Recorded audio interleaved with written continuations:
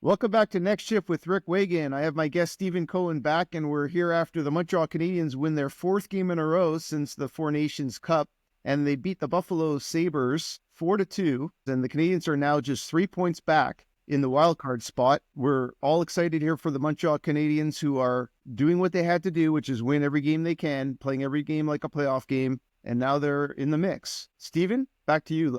What do you have to say? Yeah, I'll just say that we were so close on our prediction. I think we both said 4-3. It ended up being 4-2. I think a 3-2 game with an empty net goal. And the game turned out exactly as I expected. We both did not know that Dobes was going to start. This is exciting. I mean, two goalies that are playing phenomenal. You have to admit, Dobes played really well on Saturday night. What are your thoughts? Yeah, I mean, listen, he played well. None of the goals were his fault. I mean, the first goal could have been stopped, but I mean, that was a great shot. And otherwise, the second goal, there was no chance. And he did a good job. I'll say this, he has a different style. It's definitely all over the place, which is interesting, but stops the puck. He's good with the puck behind the net, had some good confidence, definitely a win, and that's all you can ask for. So yeah, I mean, he's a good goalie, and when he plays well, he can help your team win, much like Montembeault, in my opinion. Very So similar. I'll say this, that he's got this charisma about him. I don't know what he said to number Green, 12, yeah, right? Greenway. Greenway or whatever his name is. He's a goon. But He's a he scoring said goon. He's not a he's goon. a scoring. Well, he's not a very good scoring goon. But in any case, he said something to him. I mean, Greenway got crushed behind the net by Carrier, and he must have said something. Like, probably not even something. He's like, "Do you feel good? You okay?" Probably he said. And then I think Greenway was gonna just take his head off. Right. Like, and I don't think it was I don't think he swore at him. I don't think he just said something. And I love that about that, Dobes is that he's got this charisma. You see it when he stopped the puck. I think a couple of games ago in overtime or in the shootout where he knocks the puck away, and, he just has this charisma about him, and I'm excited. There's something different about this goalie that excites me. So I don't know what your thoughts are. No, I mean, listen, it could be something, and he's the kind of player that it could go either way. He's not a standard, goalie. He doesn't play goalie like every other goalie, which is interesting. But that doesn't always mean that it's bad or good, right? He's doing some good things right now. Is the kind of player that can stuff a team in the playoffs and kind of shut them out. He just scares me sometimes, and it's just the way he does it. But again, I'm not a Yeah. pro. I like the player. The Canadiens don't have goaltending problems. They're not going to win a game. They'll win a game here and there because of goaltending, but it's not because of their goaltending. They have to win as a team, and if the team plays well in front of them and they don't let in anything, poor. And what I've seen from the Canadiens goaltending most of the season has been that they at least since November, late November, they don't give up that third and fourth and fifth goal that is kind of crushes the team too often, right? It's still going to happen here and there, but even Montembeault, he might let in a goal here and there that you think he can stop, but then he'll shut it down, like you said last time we spoke, and that's all you really can ask for from a goaltender. So again, kudos to him, kudos to the Canadiens for winning again. And now, like we talked about, they're three points behind. Let's run through the 8 teams. So in 7th place, if you want to call it that, is the Columbus Blue Jackets with 68 points. They've played 60 games. Detroit is right behind them with 66 points. The Ottawa Senators and Boston Bruins both have 64 points,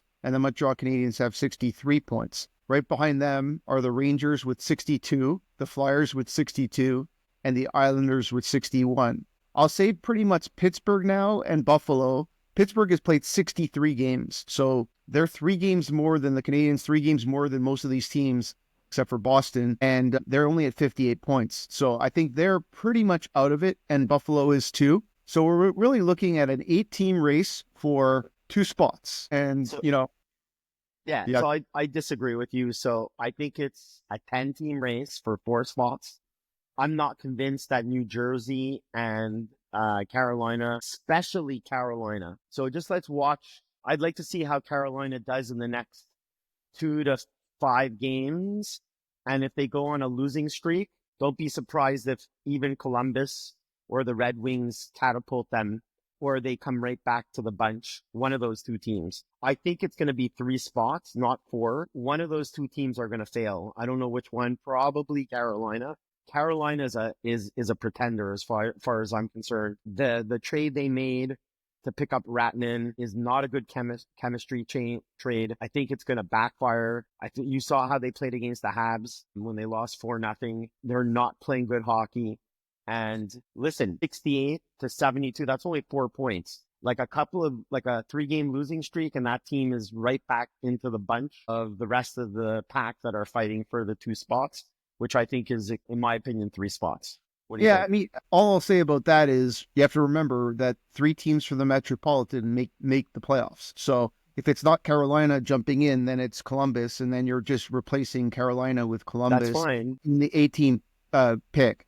The only team that you can really make a difference for the Montreal Canadiens is if Tampa Bay fell back, which I don't see them happening. They're not going to fall back. Yeah, they're not going to fall back. And so really, if you look at Carolina, for example, if let's say they fall completely off the map, which, they're 9 points ahead of the Montreal Canadiens would have to catch them in 22 games, 9 points. If they fall down and Columbus overtakes them, then they're going to fall either in the wild card. If they fall out of the wild card, then there's still the same 2 teams, whether it's Detroit, Ottawa, Boston, Montreal, New York Rangers, Flyers, and Canadiens are going to be there. So it's not that you disagree with me. What I'll say is Columbus, you're right. I don't think Columbus is locked into the wild card necessarily, but there is going to be most likely one wild card pick coming from that division. There's only 3 teams. Maybe. I've come to the conclusion, all the Canadians, all we can do is control our own destiny, is win. So if the Canadians win and continue to win most of their games, right, they're going to be in the mix no matter what.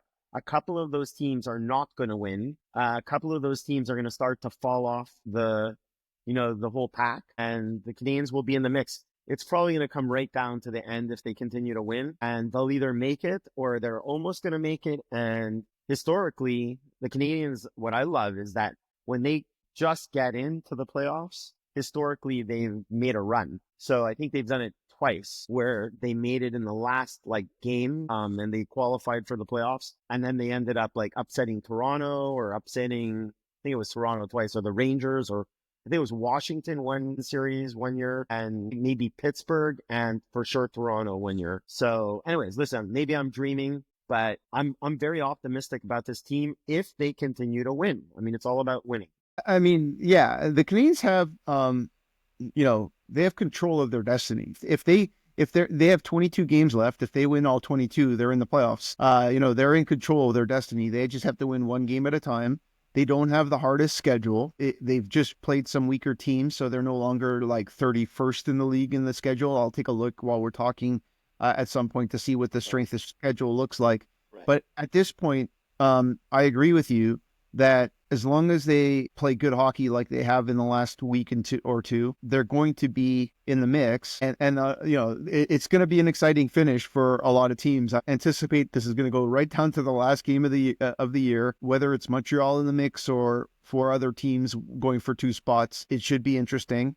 I think the biggest question mark, and I know what your position is, I know what my position is, but there are a lot of people in the market in the NHL that think the Montreal Canadiens would do a disservice to their rebuild if they did not make some kind of trade at the trade deadline. And there's a lot of resources and a lot of assets like an Evans and like an Armia that can fetch a decent prospect, a high draft pick. Again, that's not what we're looking for. I don't agree with it, but I think the question I have for you, and I know we don't want to talk about it, but what happens if they do get something that they feel like they can turn around and make something of it in the summer, let's say a first round pick for an Evans or an Evans and something, right. What would you, a question for you, how do they fill that gap? I'll give you an example. Obviously Duck is out for the season. They're now down to Pizzetta as their only backup. And there's some people in the minor leagues that can maybe step in. The problem I have with the Canadiens is they've done such a good job of getting here. And if they weren't winning right now, it'd be a no-brainer to get rid of 1 or 2 players and have some assets. And remember, it doesn't mean they're going to pick with those assets. If you trade a Jake Evans for a second-round pick, for example, it means that you could probably trade a Yanni Gourde for a second-round pick later on and have Yanni Gourde be a fourth-line center. Like, so the issue is really, it'll be interesting to see what Hughes and Gorton do. I have been saying all along that I think they shouldn't do anything. I think they should just roll with the team they have. The team is playing well. They're learning, they're building. And, you still have the rest of the season until July 1st to try to sign some of these players. And if you don't sign them, let them walk, and you're losing a few picks or maybe a prospect. But at the end of the day, they have a lot of prospects to play with. So what I heard, this is what I heard through what you call it, the rumor mill, or some reliable sources that are close with the Canadiens, is the Canadiens, listen, if they get a first round pick for Jake Evans, they're going to trade Jake Evans, but nobody's offering right now a first round pick. Mm-hmm. So that's probably not going to happen. So I don't foresee Jake Evans getting, especially if the Canadiens win tomorrow night, they're going to be right in the mix, and Jake Evans is a critical piece of that. We all agree. So I don't foresee, I just don't believe, unless the Canadiens get a first round pick, that they're going to unload him. Secondly, I think there's a chance that they sign Jake Evans. Jake Evans, right? I think the number of $4 million a year for 4 years, for maybe the contentious poise is 4 or 5 years. I think the Canadiens would be wise to give him 5 years at $4 million a year. And I think he might sign to stay with the Habs. If he wants more than that, he's not worth it. I agree. He needs to go, right? Let him go. I do think we should keep him. I hope the Canadiens keep him, because I don't believe that anybody's giving us a first round pick for Jake Evans. What are we going to do with a second round pick? The second round pick is, like you said, a crapshoot, and we have a legitimate shot at making the playoffs, and Jake Evans is going to be a critical piece to that run. Yeah. I mean, listen, we could go in circles. There's 5 more days before the trade deadline. And we're saying the same things in this chat, but there's, like you said, a lot of people want a Jake Evans. It's an expiring contract. The Canadiens, again, I know it's not the same level of player, but they have Hage, they have Kapanen, they have Beck, just 3 guys that can probably step in the next year or 2 and play good hockey. And the question is, I know what you're saying. And the question is, I've been really impressed with Beck. I know he's young, and I know it's going to take him a year or 2 to get to the level of a Jake Evans, but when he gets there, he's going to be as good as him defensively and better. But remember this. We have a shortage of centermen. So the only legitimate centerman that we have for the future right now is Nick Suzuki. There are no guaranteed. Kirby Dach is probably, like you said, not a centerman. He's probably the future of Kirby if he stays with the Canadiens, and his future right now is kind of teetering with the injury bug and whatnot, is probably to play on the wing, because he's not been effective. He's not responsible enough defensively to play centerman on the Montreal Canadiens. So the future of Kirby would probably be to play wing. So Jake Evans is the second best centerman for the future that we have. Christian Dvorak is not in the future. We all agree, right? So no Christian Dvorak. We don't have, and then maybe you have, we have the guy from Newfoundland, Newhook, right? We have Newhook that can play centerman, and he's actually, and I've been the biggest critique of Newhook, but since he started to play center, ironically, his game has started to improve. I think he's actually, I don't know what your thoughts are, but I think Newhook is a better centerman than he is a winger, actually. And he's actually playing better hockey playing at the center position. Is maybe it's responsible, like he's responsible more. Maybe on the wing, he's out of it. I'm not sure, or maybe he's playing out of position. But when he plays center, he looks like a better hockey player. I don't know what your thoughts are. Yeah, I mean, listen, so you said a few things there that I disagreed with and a couple things that I agree with. So I'll start with what I disagreed with, which is you communicated that the Canadiens are weak at center. They don't have a lot of center. I disagree. I'll tell you why. I think the Montreal Canadiens are seeing that Owen Beck is an NHL hockey player. Okay, that's one. All right, so now there's one. You have Suzuki. Doesn't mean he's a top 2 centerman, and what they're missing is a top 2 centerman. They're missing a top C2. Yeah, and that's fair, okay? But if you take away that one, and maybe Michael Hage is that in 2 or 3 years, but he's not that now. He's not that now. Right? But Kapanen Okay, Kapanen is leading the league, I think, or at least his team in Sweden in scoring, and he missed the first 5-10 games because he was in Montreal. And Owen Beck is proving to be an NHL hockey player. And so now we're talking about Newhook as well, right? So you have three guys that can play bottom six. Let's be honest. All three guys can play bottom 6 minutes as a centerman. Not as good as Jake Evans, though. Not as good as Jake Evans. Not as good as Jake Evans right now. I would venture to say that it's not going to be far. It'll be 2 to 3 years. Owen Beck is a smart kid. He was top in his school. He went to school in OHL, and he's a smart kid, and he's learning the game.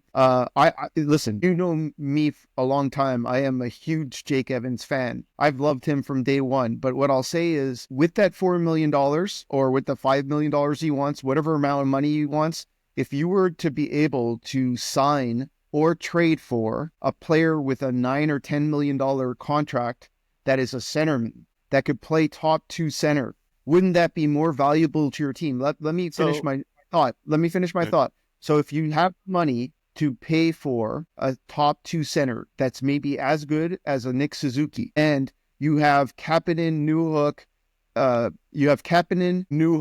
Beck, all these players, and Hage all ready to go in the bottom 6, and you can find a way to play some solid hockey, I don't see why you throw the bank at Jake Evans. I think personally that the Montreal Canadiens should run through the rest of the season. If they can get into the playoffs, great. They have all spring and summer to decide what they want to do with Jake Evans. No one's going to be able to sign him till after July 1st. You can see what kind of trade you can get for that 2C. You might be able to get another type of player that plays on the fourth line, that plays penalty kills and does a great job. That's a little bit more veteran. That might be for a couple $1 million. The issue is that, right? You can't. I know the Montreal Canadiens are different. The Montreal Canadiens are different. They have guys like Gallagher and Anderson and Dvorak and Armia getting paid a lot of money to play bottom 6 numbers. And I know they're not bottom 6. They're all kind of the same after line 1. Right. But what you have to remember is their team is young. Slafkovsky's still only making his entry contract this year. He's going to get paid next year. The players that they're going to bring in are going to be young. You need to balance the contracts. Now, if they don't sign Jake Evans and they don't find a player to sit in 2C for $8 to $10 million, then I would agree with you that that's a mistake. I think if they can get a top 6 center that's playing with a Demidov and a Laine, or a Demidov and a Slafkovsky, or whatever mix you do, right? Then you're talking, who knows, right? But again, for me, the Montreal Canadiens shouldn't touch anything this year. They have good chemistry with the team that they have now. What I was saying since Heineman is back is this team is actually pretty good when they have a Gallagher, Anderson, and Dvorak line, and they have an Evans, Armia, and Heineman line. The only line that I have not been impressed with up until maybe last game was the Newhook, Beck, and Laine line. And I like the way Beck played. Yeah, maybe it's because Doc is not there, and suddenly you have a defensive player who has, even though he's a rookie and he has a lot to grow, but he has defensive responsibilities. He's winning some battles. I saw him in the boards winning puck battles, right? Coming out with the puck, laying his body out there, and maybe that's why the Canadiens started to play a little bit better on the second line. So, and that could be a reason why the Canadiens also get another couple of wins in the playoff run. I wanted to bring this up, but not having Kirby Dach, I feel bad for the kid, that he got this, the second knee injury, but maybe it's actually a good opportunity for Beck to showcase, what he's got. And if the Canadiens start to win, the Canadiens management's going to start saying, well, Beck is doing it with the same players that Doc wasn't being able to do this with. I mean, it's almost, Doc could end up being a bottom 6 forward on the wing. It may end up that way, or he may end up getting traded. I don't know what you think, but 100%. I mean, what I'll say is this: Patrick Laine has an incredible shot. He's a pretty decent playmaker. He has some presence that helps on the power play. He's an important piece to the puzzle, but he's not very good defensively. And the problem is that when you have a Doc and a Line on the same line, they both kind of run around and lose their men. That the good thing about Owen Beck, and that's what I'm saying. I'm watching that part of the game and I'm saying, this guy reminds me of Jake Evans almost, or like a very young Deneau. He's got more upside because he scores, right? So that we're talking about 12 goals, Evans, this year, which is amazing for him. But that's amazing for him. So $5 million for 12 or $4 million for 12 goals is not. I know there's other pieces of the puzzle, but that's where he should be in about a year or two. And he's learning every game. And he's only been in the NHL for a dozen games.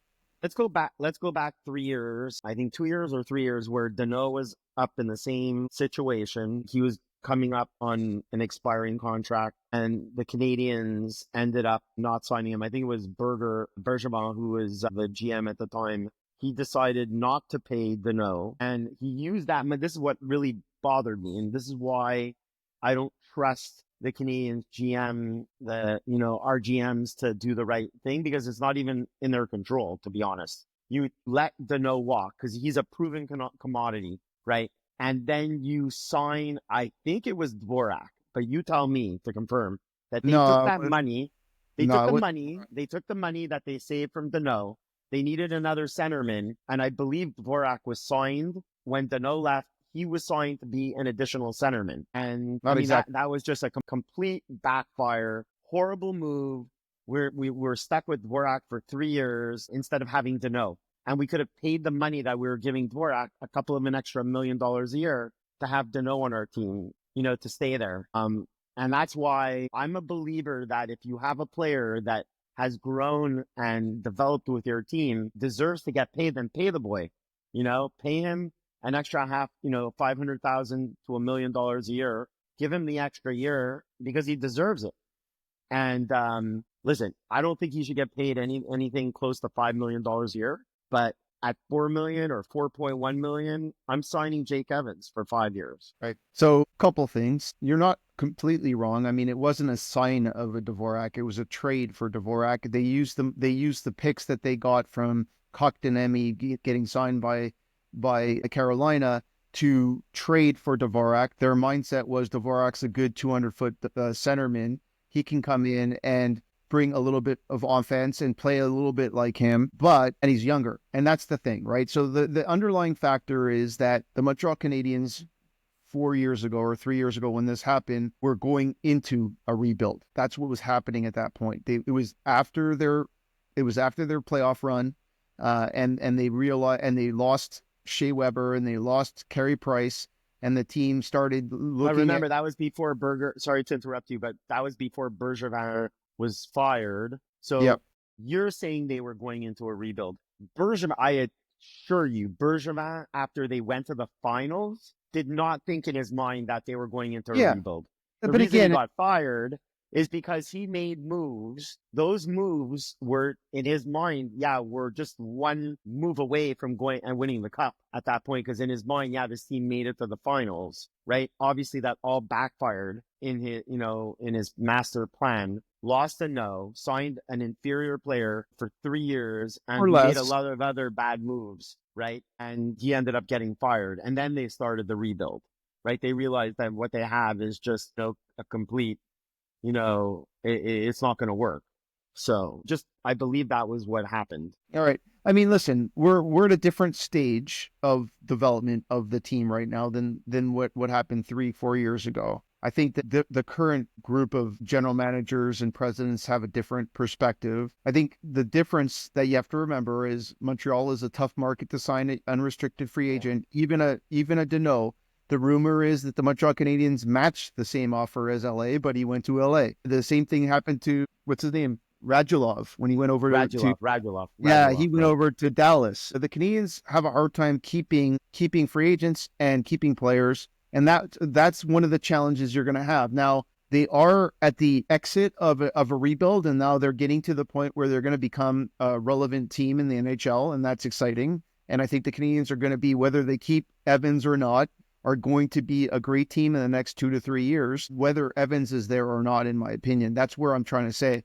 And so from my perspective, you can only give a kid a certain amount of money for what he brings to the table. He's Agreed. he's a bottom six center, and you have to be smart about that. He could fit in the second center for a minute to cover, but that's not where he belongs. So Rick, if you were the GM of the Canadiens and you were right now working with the agent of Jake Evans, what are you offering Jake Evans to stay with the Canadiens right now?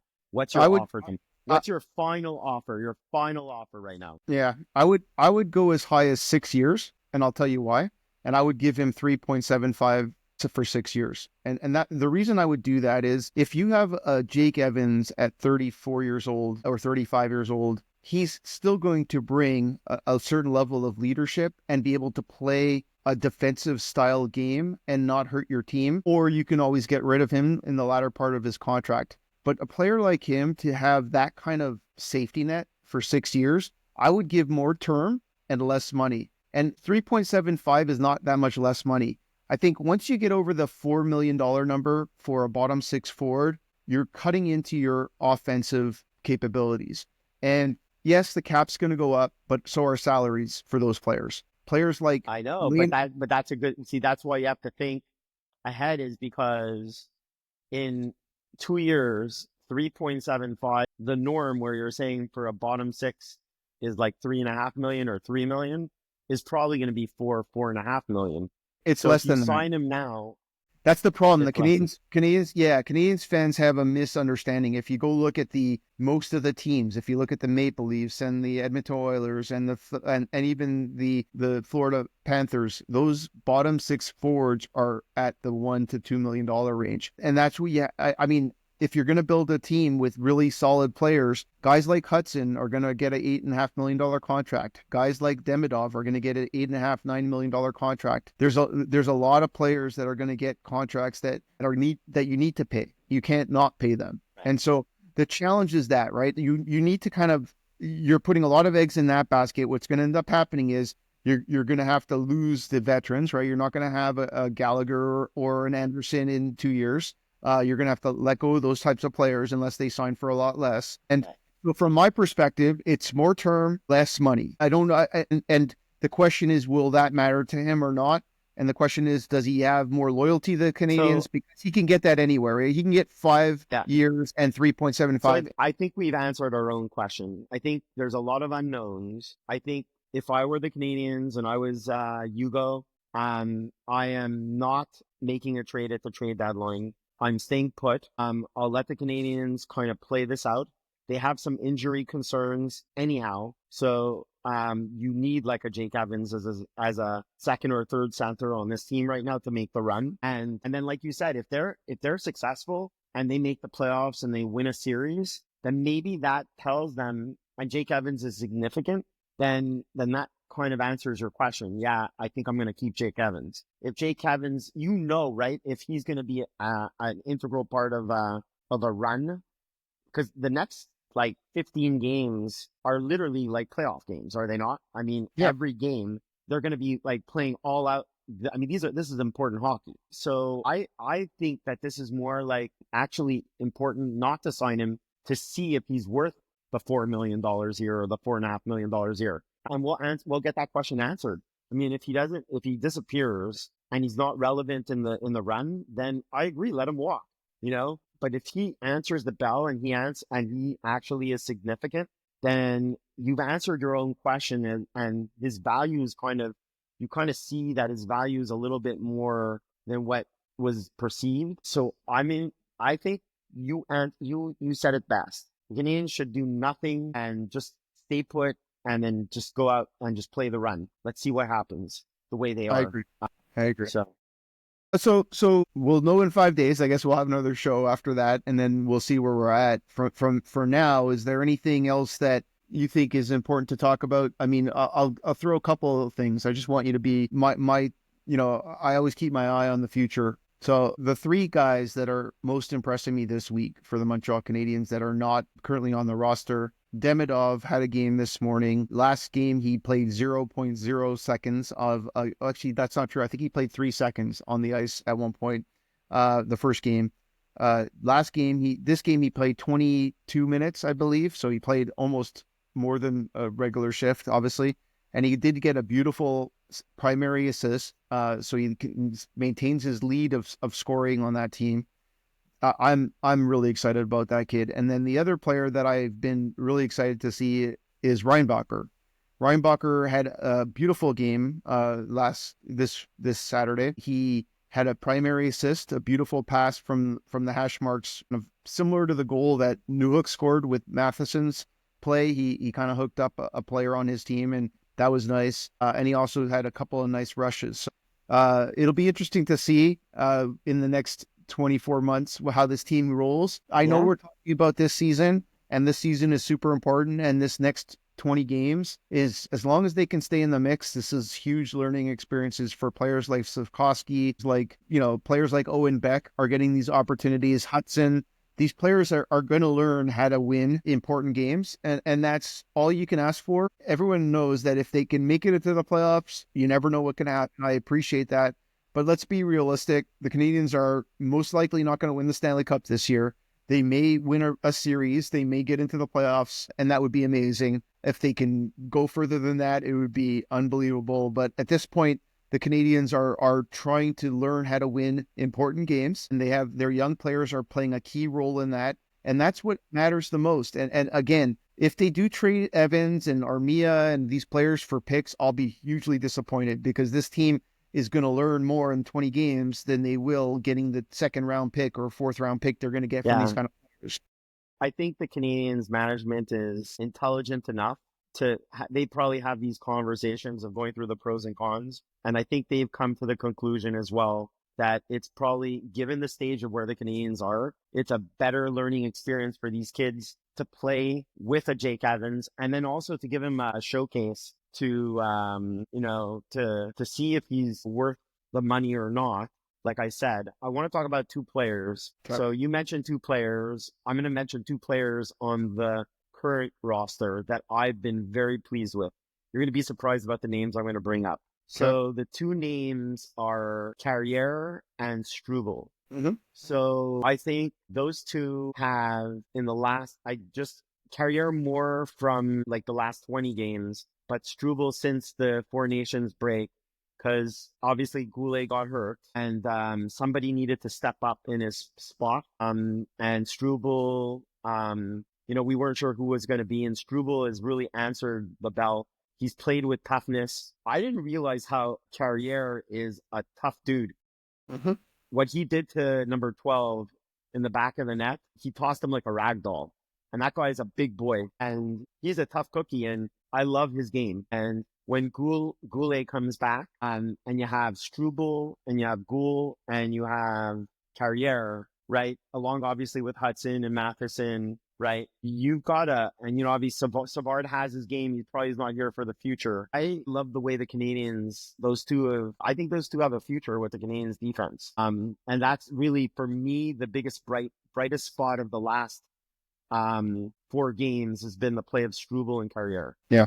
No, listen, I think the Carrier trade was a great trade. A right-handed, experienced guy, French Canadian, plays a solid two-way defensive game. He's got some offense in his game as well. He's tough.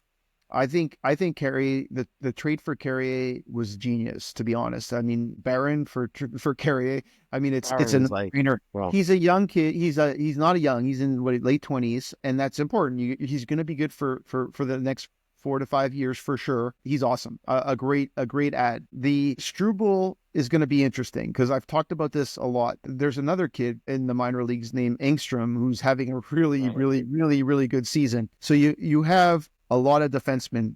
You have a guy named Bogdan. I'm not going to pronounce his last name well, in Europe, in Russia. And he's going to be interesting too. He's a right shot. He's a lot like Carrier. He's smaller but tough. And then you have Engstrom, and you have Mailloux, and you have Reinbacher, and you have Jackeye, you didn't mention really, and you have Hudson, and you have Goulet, and you have all these players, right? And I've mentioned this a long time. They're going to get to a point. Forget Matheson, to be honest. I mean, Matheson is not going to be here very much longer, I think, because there's just not. I mean, he'll be here for 2 or 3 years, 2 years, maybe 3 years. He's going to be here as long as JA is here. I think they're in the same kind of contract cycle. Okay. that's not that long. It's 2 years. But at the end of the day, what I'm saying is the Canadians have about 10 guys that all could impress you one way or another. If Mayu steps up his defensive game, if Reinbacher does what he's looking like he's doing, which by the way is very impressive, and then you have the guys you mentioned and Engstrom, who's not Norlinder. Okay, this guy is really good. So you have a guy in the minors that could do stuff. For this year. You're right, Struble. I agree. I'm talking about this year. Yeah, You're yeah. For thinking this like 4 year, years, and I'm talking about this year. And remember, the things that you're saying, right? Those are great prospects. Mayu, Reinbacher, Engstrom, and whatever the other guys are. But those three, right? The difference between Struble and Carriere is Struble is showing that he is actually making the transition to NHL caliber right now. Those guys have promise and they probably have a higher ceiling, but they're nowhere close to those two right now. Those two are NHL ready, and if the well, Canadians no, went into the Carey playoffs, is an NHL player for 8 years, so I that understand come that. on, That's why I'm saying that's why I'm excited. I'm talking about I need NHL ready players for the yeah, next 2 years, and the other three are players that could do it or may not do it. Right? no, I agree. We all thought that Doc last year was gonna make the jump and he was gonna become a 70-point player this year. We were super excited, and look what happened. Right? No, There's you're always right. going to be potential disappointment. There could be And an then you have injury. I'll There could flip be all it. kinds of things, right? I'll flip it, and no one thought Heineman would be the kind of player he is and the impact You he's did. You in. did. You called I it. did, I know. But what I'm saying is the point is that there are players that disappoint, and there are players Right. that step up. And when the Reinbachers and the Mayus and the Engstroms get their opportunities, let's see. But I think Struble is one of those players that, if anything, there's going to be a trade. Here's what I'm trying to articulate is the Montreal Canadiens are going to have a ton of assets on defense. And to your point, the next 20 games are really important. And the opportunity Struble's getting is because of Goulie's injury, similar to the Owen Beck because of Doc's injury. Both of those players are going to get every opportunity to play in a very meaningful games. And you're right, the last week or so, Struble has looked really impressive. In fact, even though Goulie's injured, and I don't compare him to Goulie long term, he hasn't really hurt the team much compared to Goulie, right? He kind of stepped in instead of him, and it's not been painful. I leave it at that. And he's had a couple of bad games early on before the Four Nations Cup. He was having some challenges when Goulie was hurt, but now he's looking like the kind of player he could be. And so, yeah, listen, I don't see any holes in this Montreal Canadian team as is. And I actually think they're better without Doc not because Beck is better than Doc long term, that Beck could score more goals than Doc. I don't know yet what that's going to be. What I can say is Laine, Beck, and Newhook look a lot better than Laine, the Newhook. Agreed. And if that happens, the other three lines have looked good. Again, as long as there's no injuries, right? Heineman staying in the game and the first line playing the way they're playing. I think everyone's playing well. Let's talk about that. I mean, I want to make a call here. The one thing that I've noticed about the first line is Slafkovsky. Okay, I want to make a comment about Slafkovsky. Slafkovsky saw the Four Nations Cup. He saw Brady Tkachuk doing his thing. A newscaster asked him, a media person asked him, hey, what do you think? You should play your game more like him. He goes, yeah, I want to play more like him. Since the Four Nations Cup, he hasn't had a game less than 6 hits. He's had 8 hits in a couple of games. He's turning over pucks. He's playing more aggressive. He's playing the kind of hockey you need. He's not racking up a ton of points, but he's playing the power forward position that you want as a player of his size. And in a year or 2 or 3, when he adds the scoring touch to the game, he's going to be an important player on this team. And I think I want to just call out the fact that player has impressed me a lot in the last couple of weeks. And he's a kind of player that if you can get him going and playing the right kind of hockey, if he becomes a Brady Tkachuk type player or a Matthew Tkachuk type player on the Montreal Canadiens in a year or 2, now we're talking. So I just want to call that one out as well. But I agree. Slafkovsky has turned up his game. Maybe it was watching the Four Nations Cup, and maybe the play of Tkachuk. Both Tkachuk, by the way, they both play the same way, right? Brady and Matthew. And Keith was the father, and Keith. To be honest, yeah, remembering Keith. I agree. I think he needs to speed up his game a little bit more. I mean, when he gets the puck, he's a little slow. So he has the speed. He needs to turn, he's got to play with a little bit more speed. Can't explain it. And I think he's doing it. And I think if he adds the element of hitting and winning the puck battles in the corner, he's going to become a really, really important piece to the Canadiens. And he's only 20 years old, and I'm not worried about him. I think he's on the right trajectory for where he's going. And listen, I'm really excited about the Canadiens. Why don't we end the show with a couple of predictions for the next couple of games. So what do you think? I think we're playing Buffalo tomorrow, and then we play Edmonton in Edmonton, right? On Wednesday night. And I think then we have or Wednesday or Thursday, and then we have obviously the trading deadline before we're off to Calgary. So what are your thoughts? Do you think we win, both games? Do you think we split? What are your thoughts? No, so I'm optimistic about the next two games. I think the Canadiens are on the right track. They're now home against Buffalo. I anticipate Montebo will probably start. I think the Canadiens are going to win this game on Monday. I think it's going to be a close game. I think I'm back to the 4-3 score for some reason, so I'll call first this time. I just feel like it's going to be 4-3 this time. Maybe this is the one that's in overtime. Maybe I just missed it by you're going to go somewhere. Yeah, no, I think it's going to be a 1-goal game as well. I think it's going to either be 3-2 or 4-3. I do think it's going to be a really physical game. I think there's going to be a lot of fights. I think number 12 is pissed right now. He's going to come out swinging.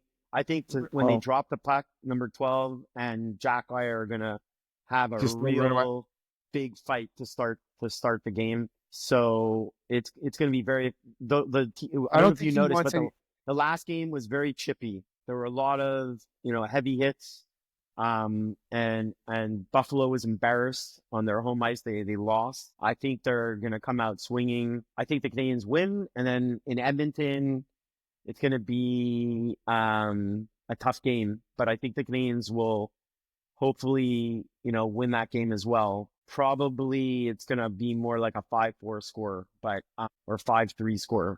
And I don't think you're going to see any trades at the deadline. I'll say this, the only player that you might see move at the deadline, and if they get a really high pick, would be David Savard. That's the only player that would go. So I think David Savard, I think Tampa Bay Lightning need a defenseman, and I think that they really want David Savard. And if they give up, I don't know if they even have a first-round pick, but if the compensation's right, I'd let David Savard go for a first-round pick. Yeah, they're not going to get a first-round pick for David Savard. Then I'm not letting David Savard go. Yeah, they're not going to get that. So, yeah, I mean, listen, the Oilers are going, I think they lost 3 or 4 games in a row up until Saturday. They won their game Saturday 3-1. Who did they play again? They played the Hurricane, Carolina. So they won that game 3-1. Otherwise, they've been kind of going backwards a little bit. Again, I think the Montreal Canadiens are going to win both games. I think the game in Edmonton is going to be also another close game. I don't think they're going to get any blowouts or anything like that. I mean, a 2-goal game with an empty netter might happen, but I think at the end of the day, the Canadiens are more hungry. The Oilers are playing a little bit off right now. I think after that, we'll see. I guess after the trade deadline, are the Canadiens going to maintain that same level of competitiveness? The West Coast trip in Canada has not always been very successful for Montreal, so that's the other variable. Calgary's playing okay. Vancouver wasn't playing too well, but they just won a game. And then Seattle, back to later in that week. We'll see, I guess. They're not a strong team, but they seem to play well against Montreal. So I feel like in those 4 games, if they can get 3 out of the 4, then they're in a really good position. I think 2 out of 2 is most likely, to be honest. I think they'll beat Edmonton. I think they're going to have, either Calgary or Vancouver is going to be it's going to be hard to beat all 3 of those teams. So if they can get 2 out of those 3 and then they go to Seattle, and if they can win that game, it's huge. I mean, that's going to be a big game for the Montreal Canadiens. Again, that's a long way from now. They have to win a lot of games before that. Before we adjourn, I'm going to ask you for your pick, and I'm going to give you my pick, and then we can call it a night. So Calder Trophy. So there's three players right now that are legitimate candidates. There's 4. So we just saw Celebrini, Michkov, who's has a resurgence over the last, I think, 10 games. He has like 10 points or 10 points in 5 games. I think he's hot. And obviously Lane Hudson has continued to play above average, high level of minutes and, high caliber offensive defensive hockey. I'm giving you my pick. I definitely think Lane Hudson wins the Calder Trophy because I think his game over the next 20 games is going to actually even get better. And I think he may even get close to 70 points, 65, 70 points. So for a defenseman, I think that's just a no-brainer. If he gets to the 65 point mark, I think that he wins the Calder. What are your thoughts? So I'll throw another name. No, I don't think this name is going to win. Dustin Wolf is a goalie in Calgary that's having an incredible season, and he's going to be in the mix for the Calder as well. And Michkov has had multiple point games in the last week as well, so he's stepping it up a little bit. And I agree with what you said. I don't think Hudson is going to fall back in any way. In fact, I anticipate he'll get to the 60 point. I think he'll lead the rookies in scoring, and he's playing defense on a team that's fighting for the playoffs. All that being said, Celebrini was a first overall pick, and he is looking like the best player on the San Jose Sharks at 18 years old. He has more points per game than Lane Hudson. He's on a team where he's the leader, and he's showing incredible hockey skills. I don't think either of those picks would be a bad pick. Unfortunately, I don't think the National Hockey League that's, led by Toronto and all these other places are going to pick a second round pick that was 62nd overall as their rookie of the year. And I think they're going to go with the first overall guy ahead of him. But that being said, I don't think it's because he doesn't deserve it. I don't think it's because he's going to step back in any way. I think one of the negatives, and you mentioned it last time, was his minus, his minus stats and some of the things on the defensive side. He was always kind of pigeonholed as a small defenseman that doesn't play very well defensively. And if you're not watching him every night like we are, you may not see that if you don't see it in the stats. And, there are some nights he doesn't look that great defensively. So if you catch one of those games, you may not vote for him. So that being said, my vote would be for Lane Hudson, who I think is going to win. Unfortunately, I think it's going to be Celebrini. So that's my. All right. Okay. All right, let's see who's right on that one. So, all right. So we both have the Canadiens beating the Buffalo Sabres on Monday night in Montreal. Looking forward to that game. Any last comments before we go? No, I'm really excited about the next 2 games and excited to see what happens at the deadline. Let's see if our prediction is right that the Canadiens stay put. I don't know if it's a prediction. It's what I want it to happen. I have a feeling something's going to happen. My feeling is weird. My feeling is that it's not going to be anything we're talking about. I told you. I think it's going to be David Savard. I don't know why. No, I don't think it's going to be any unrestricted free agent. I think it's going to be something we're not even expecting. Or if we do get rid of an unrestricted free agent like Jake Evans, he would be replaced by somebody. Or they'll trade one of their assets, a first round pick, a good defenseman in the minors, and they're going to get somebody that can help them. All right. That's it for tonight. It was great talking to you, Stephen. That's it for Next Shift. Suzuki does not suck. Thanks everyone for joining. Talk to you guys soon. Thank you very much. Bye. Yeah. Bye.